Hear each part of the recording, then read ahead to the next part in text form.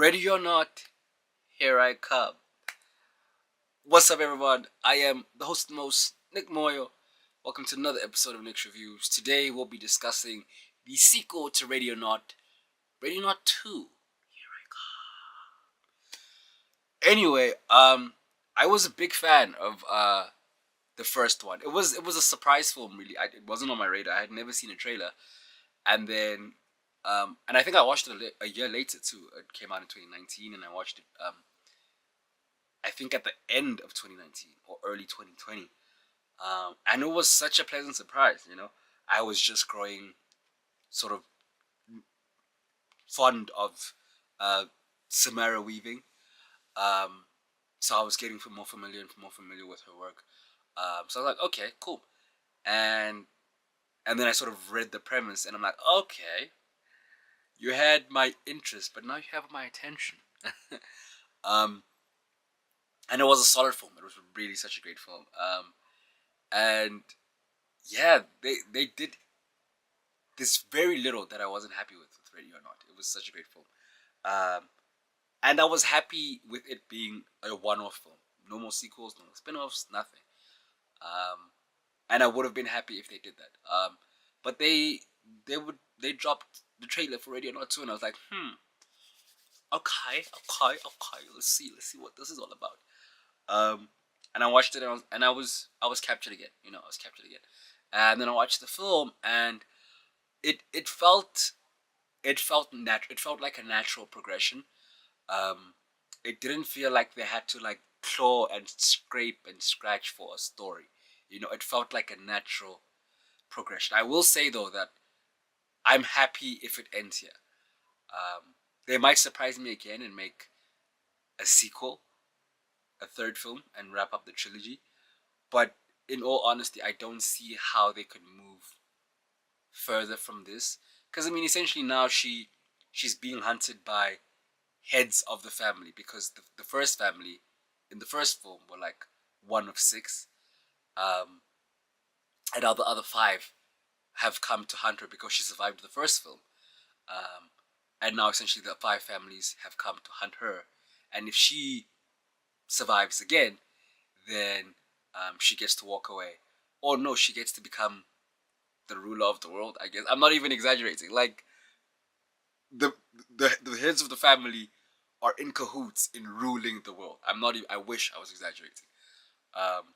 And the head of those five families is literally like the head of the Illuminati. Essentially, it's basically that. And if she survives, she gets to do that. She gets to be the head of that. This time around, they've got her sister in the mix, which adds a nice dynamic, because then it would have been repetitive if it was just her again, So it adds a nice dynamic. We get to know a little bit more about her, but also now she has to worry about protecting herself and someone else, which like I said, added a nice dynamic to it. My favorite character was Elijah Wood character. He was just so nonchalant, just so chill, and he delivers all the rules and all the exposition in such a way that it doesn't feel forced. Number one, but also it's like you're delivering crazy shit, but he's so nonchalant in it, like you can't help but accept it because he's so normal about it. You're also like, oh, okay, this is just right. There's a devil cult that is made up of five families, and they hunt people, and if you win, you get to rule the world. Sure, that makes sense. Psh, just another Tuesday. But yeah, I mean, being a sequel, obviously things are bigger, things are better, more blood, more, and I like they were creative in some of the kills. And although I will say there were a lot more rules this time, the rules were much simpler in the first one. Hide and go seek. We hunt you down with weapons. You have to survive the night, and I mean you have to survive until dawn. You win.